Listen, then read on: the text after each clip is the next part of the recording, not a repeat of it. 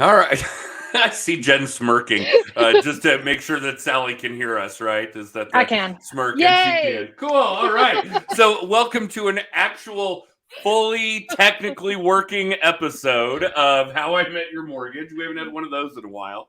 Yeah. And as always, I'm your host, Adam Smith, with Just the Tips Coaching. And with me, as always, is our marketing director and one of our other sales coaches, Jen Waymore. Hello, Jen. Hi, Adam. Seems So like it's proud. been a minute since I've seen you. A week. A week? Yeah. Chaos Okay. last week. Babies All right. being born. Ah, that's right. So I've seen you here a week Yes. ago. Yeah. In person, it's been a bit longer. And we have a really cool guest for you guys today. Somebody who's relatively local to us and is, I guess we could josh about the frequent listener, first time caller kind of thing. Sallie Simmons, welcome to the show, Sallie. Thank you so much. I'm glad Yeah. to be here. No, we're excited to have you. We've been looking forward to this for some time. And just so, well, actually, Sallie, that you do listen to the podcast is probably evidence enough that you do know what we're up to here. And if you're new to our listenership or our viewership, if you happen to be catching the video cast, then we do occasionally get to have local real estate agents on the show. It's not all that frequent, and we've got some fairly high set bars for those people that we do invite on. And Sallie probably knows all this, but those of you that are new to it, we do quite a bit of vetting. We want to make sure that this is somebody who knows what they're doing in real estate and certainly knows what they're doing when it comes to the subjects we want to focus on: lead generation, team structure, client retention, these kinds of things. And we can tell, as you guys all can, because it's public knowledge, what kind of business Sallie does and whether she's buying properties for people or helping them buy properties, and then years later helping them sell those properties and buy new properties and so on and so forth. So we know that Sallie knows her shit. Let's put it that way. And Sallie, you had actually mentioned some regular guests of ours while we were chatting before we went live. And I don't know that Justin and Piper aren't our most repetitive guests. Is that right, I Jen? think they and Grant, the former Oh, yeah, librarian, Grant, the former they're librarian. I think they're pretty close, but Okay. Yeah. But I think we have the Knowles booked for a 5th episode in 7 years. Or just 14 months, I think. In Something another, like that. right, that they'll be on again in another year. But that'll Yeah. be their 5th appearance. Really Yes. cool. All right, Yeah. so let's Nice. get on to the important topics here, which is really Sallie. So, Sallie, give us some background. I know that you are not a Denver or a Colorado native. In fact, our audience will soon hear that you are from somewhere in parts further south. And I don't mean Colorado Springs. Sorry, Jen. Jen's southern accent comes from Monument, Colorado. It's true. This is true. And have you been doing real estate longer than you've been in Colorado, or are both? You know what? I'm going to let Sallie talk. Yeah, so I moved out here from Mississippi in 2009, and I got into real estate in 2014. Okay. And what brought you to Colorado? It's exactly the opposite of Mississippi in every way. Yeah, there's a lot. No, not in every way, unfortunately, but a lot of them. And I do smell what you're cooking there because, yeah, there's a lot of. It's a cultural difference. Let's put it that way. Very, but also weather. We don't have humidity, yeah. so it's a good hair day every day. We don't have a ton of bugs. It doesn't rain a lot. It's like very few thunderstorms. It actually snows. Oh, yeah. Well, the climate here, I think, is probably the best on the planet. I agree. I'm not sure that Yeah. we could dispute that. I've never been anywhere, anyway, where the climate year-round is better than it is along the Colorado Front Range. It's pretty spectacular stuff. But yeah, It's the high not. desert, not having any humidity, rainstorms, good hair days, on and on, are, yeah, absolutely proof positive to that. And what brought you into real estate? How did you get started? Well, my undergrad is in psychology and my master's degree is in community development. And so, I always wanted to help people find their place in the world. And I love Denver so much. And I've lived all over Denver. So my goal was to kind of help everybody find their place in Denver, whether it be Wash Park, Berkeley, the Springs, wherever you want to be. I think everybody's got a place here. And so I just was like, let me help guide people to find their place here in Denver. Oh, you're part of the problem. You're part of the reason we're running out of places for people, because you keep putting them in these places. Maybe. All right. And I'll bet you're struggling to find people here that you could convince to move to Mississippi. 100%. Yeah. No surprise there. All right, so let's get into some nitty-gritty stuff, because this is obviously where our audience is seeking out some information. What did your business look like when you started? What were you doing for lead generation? What are you doing now? Do you have a team? Do you have support staff? Give us a little bit about where your business comes from, what you do to generate new business, what you do to retain the clients that you do have. Randall and I are fraternity brothers. He is a loan originator in Texas, the Austin area, and says Texas is pretty amazing. Well, Randall, your part of Texas is pretty amazing.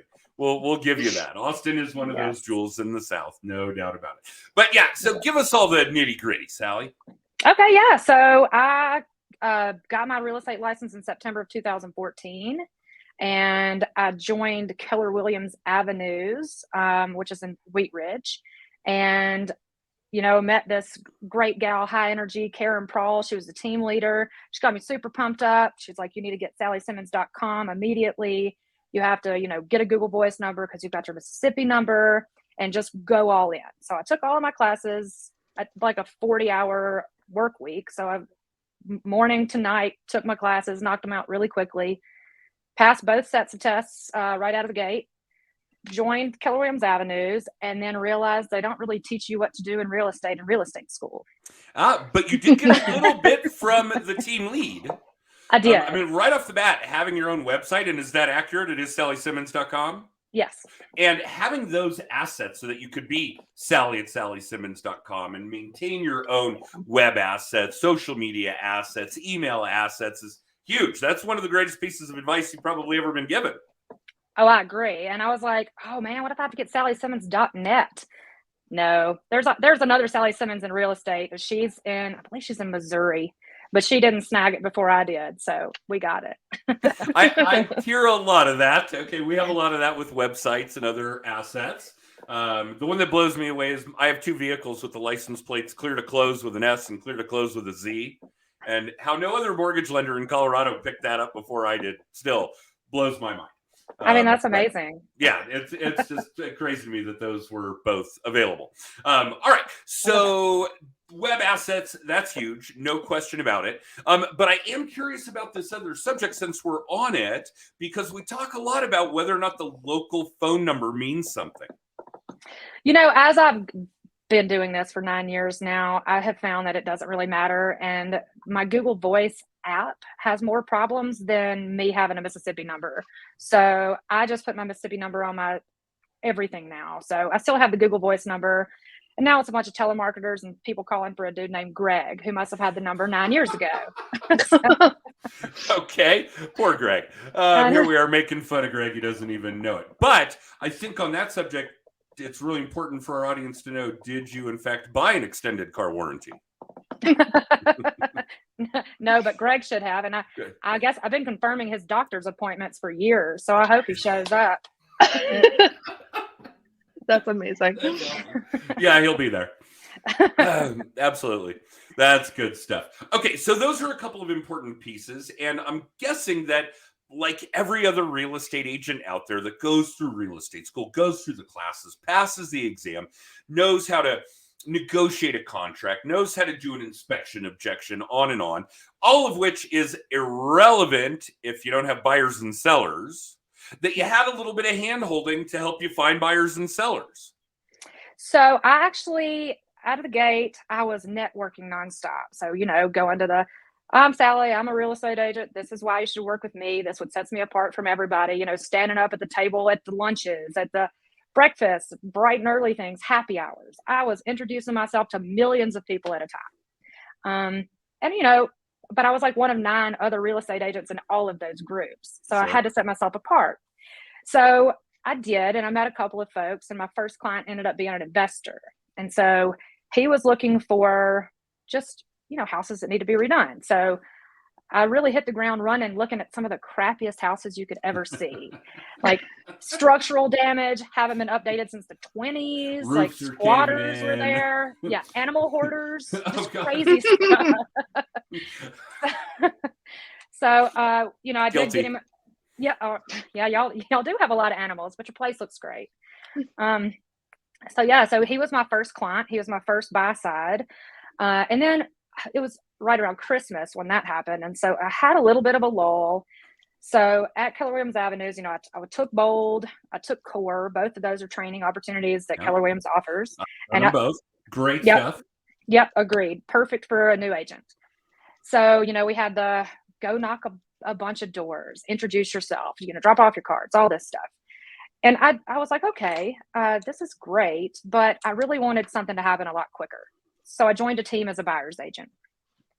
And the way that that gal runs her business, she's great. She does a lot of business to this very day and is a friend of mine, is open houses. I did open houses twice a weekend, every single weekend. And I mean, to the point, like she is so particular that the signage, I would set out the open house, like directionals, with the arrow pointing in this direction or that direction. She would come behind me if she was running behind me, like running later than I was, and like move it just a tad bit, an inch, like maybe like 2 degrees to the other side, just to get it perfect. Yeah. So I learned, anybody can sit an open house and anybody can, be like, okay, come on in, welcome. But she taught me exactly, look around, let me know if you've got any questions. Right. She taught me a lot about, how to really get people engaged, probing questions, walking around with them, but not in a creepy way. And that's how I got closed 16 deals my first year. Wow. That's amazing. Jen, did your eyes pop open when you heard that number? Yeah, that's incredible. Big deal. When we know that 80% of agents fail in the first 2 years, that you did 16 in year 1, that's pardon my French, but that's fucking monumental. Thank you. That's incredible. Top of the game, no doubt about it. Very cool. And we love open houses as a lead gen technique, as an audience building technique, so on and so forth. I think open houses can be one of the most valuable tools that real estate agents and even their lender partners can take advantage of if they're done correctly. Absolutely. But so many agents do them and then don't do the proper engagement, don't do the proper data capture. I mean, there's so many things, so many tactics, so many techniques you could implement and exercise during an open house and subsequent to an open house. And they don't. They just let it kind of flop around like a fish on the floor and eventually die. It's heartbreaking, really. But it is. You can do kick-ass things with open houses if you do the work. Right. But I mean, I don't know about y'all. I don't want to sit at somebody else's house for 2 hours and not get any business. I'd rather sit at my own house for 2 hours and not get any business if that's what I'm going to do. Well said. So true. Absolutely. And it's been years and years since I've helped an agent with one. And I remember helping an agent with one. Oh my gosh, it was probably 20 years ago. And the people selling it have been great clients ever since. We love them to death. And every so often we talk and they send a tin of cookies every Christmas. Every now and then she brings in homemade fried chicken. I'm going to have to call her out. It's been a while since we've had that one. Right. But I literally sat in this open house and real basic shit, like 3-bed, 1.5 bath starter home kind of thing out in Aurora. And I probably sat there for 4 hours all by myself. And I'm not, nobody showed up. Not a single person walked into that open house. And I got to watch a golf tournament, I guess, was the highlight. But I would have preferred to do that on my own couch where, absolutely, that I'd have been more comfortable at home. But again, I think the agent, and of course, this guy isn't an agent anymore, didn't promote it. Now, granted, we didn't have the tools to promote an open house that we have today. but I assume you're taking advantage of some of that. Are you doing anything out of the ordinary to make sure people actually come to the house? So, to be honest with you, that kind of burnt me out on open houses, and I don't do them that regularly anymore unless it's my own listing. I mean, I knock doors. I put in door hangers that I got custom made, and I just fill in the address. If they don't answer the door, I leave a door hanger inviting them, just come check out your neighbor's house. You get to pick your own neighbor. So there's just like a whole different angle you can go to if you can actually get people engaged in person. That's a cool one. Pick your neighbor. And then also I do the Facebook advertising. Waze has ways where you can advertise if someone's got directions and they're going somewhere, then it can say open house this way. There's all kinds of cool stuff you can do. That is I didn't really know cool. Waze did Nobody that. talks That's about cool. Waze when it comes to open houses. That's pretty sharp, Sallie. All right. Yeah. So And then what are you doing with the people that do come to the open house? greet them. I try to have a good snacks. And if it's morning, we'll have mimosas. I like to cook, so I like to make my own snacks. And anybody can buy a cookie, and then just I don't know, just really nice to them out of the gate. Introduce myself, leave them alone. That way, I'm not worrying the hell out of them the whole time. And just letting them ask me questions. And I always have a lender there with me. We usually have a rate sheet with the different what your payment would be, with different down payments. It's got my info. It's got their info. And so I just try to be as engaging as possible without being annoying. A thin line. Yeah, I cross over that line pretty much 10 or 12 times a day. So yeah, that would be a tough one. All right, very cool. But you're not doing them all that much anymore. Well, 2020, it just was so weird. Writing contracts on houses you could never see, doing tours with other people's clients. I mean, it was just weird. And so I think it's still not as engaging as it once was. So, and then, I mean, my God, you put a listing in the MLS just as the beginning of this year, and I didn't have time to even really get a sign in the yard or put some flyers out before it was already packed to the gills with showings, one every 15 minutes. And then I'm literally just in the way at that point doing an open house. Right. Yeah, that's a true story. It would actually be more of an encumbrance to your sellers. Yeah, there's a lot to that, no question. What about going forward? What do you think next year's going to look like for that kind of activity? I just ordered some new open house signs with the intention of doing more open houses. I really think that it's going to be only the strong survive.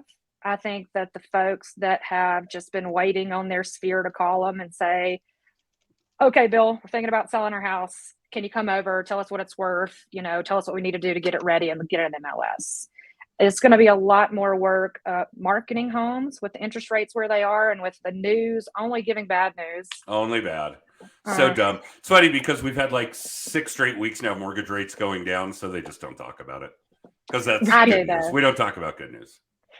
I try to push that, and then but I mean, you can get a great deal on a house right now. Why would you not snag a great house? Interest rates are not permanent. The home price is. Totally. It's a perfect time to get out there. Oh, and with all the when people ask, what's the best time to buy? I'm like, now. We're always going to have this supply and demand problem. There's just not going to be enough housing for us. The values are going to continue to go up due to it. Hopefully not 25% a year. That was insane over 20 and 21. But it's still going to be beyond what would be healthy. It might be 10% a year instead of 6 or whatever would define a healthy economy. Not that we'll ever really have that again. We'll just have those moments where the pendulum is actually at the bottom instead of swinging violently back and forth every direction. So yeah, mortgages are temporary. Yeah. I mean, prices are not. What else can you buy? What else can you buy in this world and sell it in 2 years and make $50,000, $100,000? Nothing. Everything else depreciates. Real estate appreciates. It's the smartest thing you can do. Totally. Well, and it provides actual housing. A place where people live. There might be a few things where you'd make that kind of money on an investment like fine art or exotic cars. But you can actually live in the house. Yep. It's hard to live in a painting. It is hard to live in a painting. No question. Something that you said that I really liked, that really hit home is that, and I actually had this conversation with another real estate agent this morning about the fact that things are different, no question. And we may see an uptick in the kind of fallout of people that are doing mortgages, that are doing real estate. It's not going to be significant because the number's already high, right? I mean, NAR tells us 80% failed in the first 2 years, mostly because they didn't figure out what you figured out, what the job actually is. Yeah. It's not about writing contracts and putting signs in yards. It's about finding buyers and sellers. That's the actual job. The rest of that shit's a byproduct.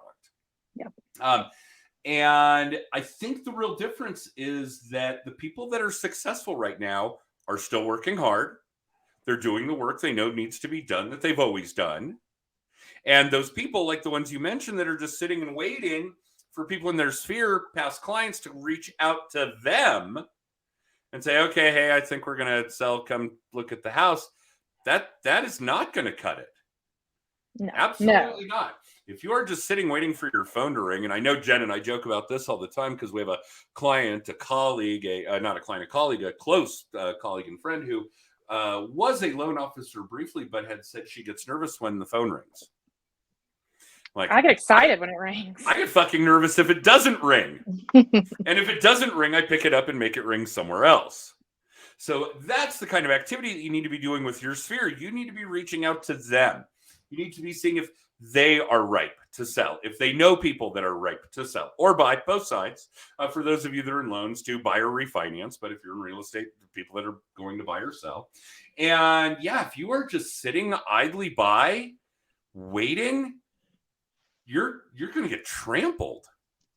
Absolutely. You're going to be stocking at Safeway soon if you don't watch out. Now, we always joke about how those people just need to work on some new lines, like, would you like fries with that? Yeah, exactly. Yeah, right. All right. So what does that mean for you in 2023, 2024? What are the really hearty, enjoyable activities that you're going to do to find new blood, new buyers and sellers, to retain the clients that you've had in the past? What are those activities like for you going forward? So I gift my clients little thoughtful gifts 4 times a year, so every quarter.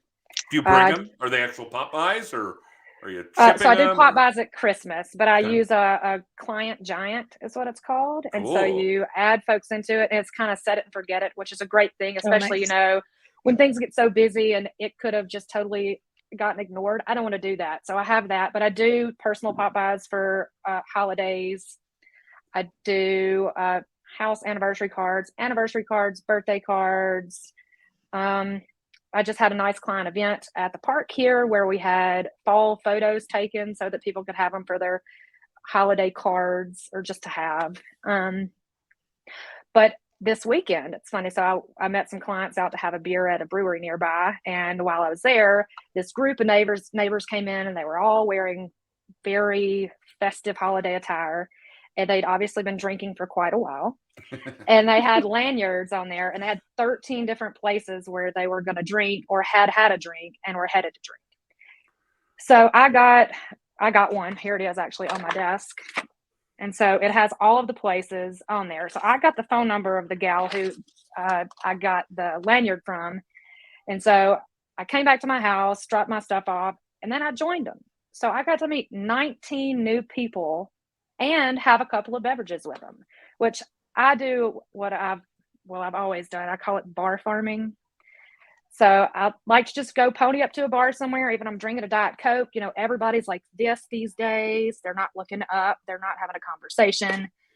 I go sit by the people that are doing that, start a conversation, meet them, introduce myself. I don't even bring up real estate. I let them tell me what they do. You know, we laugh, we have fun. If they ask me what I do, that's great. If they don't, that's great too, because our job is to meet more people. That's I true. love that. Yeah. That's I'll awesome. bet you're a Bar lot of fun to farming. randomly sit next to on an airplane. Oh yeah, I am. I'll bet. Unless I'm tired. All right. So you guys, this is amazing. Bar farming. Bar farming. Absolutely great technique. This one's new to us. I am curious about Client Giant. Jen and I will have to do some digging into that because that sounds amazing. We definitely want to hear more about that. And that's great for top of mind, client retention. I think for our past clients, and Jen, I'm off somewhere, I'm sure, but we touch them in some manner or another, like 40 to 70 times a year. Closer to the 70. Closer to the 70. Yeah. So yeah, real heavy top of mind kind of stuff that way. But And keep in mind that's things from our blog that goes out every other week right. to their birthday, their anniversary, their kid's birthday, whatever. Homebot digests are on that. So those, list. yeah. So I do those that. listening at home don't think we're like obnoxiously calling them 70 times a year, because that would not be ideal. Well, I do that for some of them. Well, I'm sorry to whoever that is. To whoever you are. Apologies in advance. Good God. And now you know why they invented blocking numbers. Yes. Absolutely. I would say I'm probably more of a sports event farmer. I do that too. I do a lot of that. We have season tickets for Broncos, Pioneers, Avs, Nuggets. That might be it right now.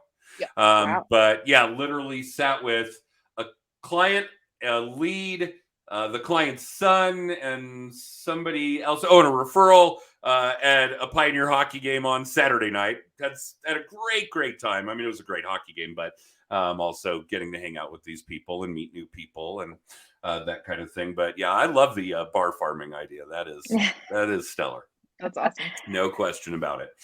So yeah, there are a couple of really solid techniques, tactics, ideas for all of you bar farming. And we talk about this, I think, even in our introductory stuff. We have a zero cost marketing for repeat and referral business class. And we talk about your local watering hole, the sporting event. I go to a Bronco game, and I'm sad to admit. But if I go to a Bronco game, there are 75,000 other people there that I at least have something in common with. We like football. Some of us like the Broncos. Don't admit that publicly. But, that kind of thing. So we talk a lot about that kind of activity. We don't call it bar farming, although we might now. You better get that phrase get the copyright on trademark right before we go hog wild with it. So there's a really cool technique, tactic idea. Obviously, the client giant is a great client retention idea. So for those of you watching live or listening, or if you're catching us in video or on the podcast and syndication, a couple of really great ideas from Sallie this morning. So yeah, put that in your ear, let it rattle around in your head, tuck it in your pocket for later, because Sallie's kicking ass and has some really sharp ideas. Hopefully you guys will all pick up one or two nuggets from it here, because I know we will. Thank you. This has been fantastic for us, Sallie. And we didn't get to cover all that much. We'd love to have you back if you're game. I would love to. I love the reminder, since we booked this in June of last year. Now we're booking March of 24. So okay. Yeah. Count me in. Yeah, I don't, and credit where credit's due. Jen did this for some reason year before last, and it may have had something to do with the pandemic. We were all at home, glued to our screens, glued to our phones, whatever the case may be. We started getting like this 9,000% per month increase in listenership, and a lot of people reaching out to be guests. And yeah, now we're booked out 14 or 15 months, and that'll be season 7. 7. Wow. Yeah. Thank you to all of you that have participated, listeners, viewers, guests. Sallie, thank you. I know it's hard to carve out this kind of time on a Monday morning for these kinds of shenanigans, but here we are. And yeah, this has been really good for us. So thanks. Thank y'all. Yeah. All right, Jen, what are we missing? Well, I was just looking at my calendar. Believe it or not, we only have 2 episodes left for season 5. Wow. Yeah, which is crazy. This year has just flown by. But like we said, we're booking into season 7. But if you want to find out anything at all about Just the Tips coaching, text TIPS to 63566. It's scrolling across the bottom of the screen for those of you watching live. You can get a link to Adam's book, Just the Tips. You can book a free hour of coaching with Adam. Find our podcast on both Spotify and Apple. Reach out to me if you want to be a guest 15 months from now. And as we start to announce things for Social Media Day Denver and Mile High Mastermind for 2023, all of those details will be found by texting TIPS to 63566. Wow.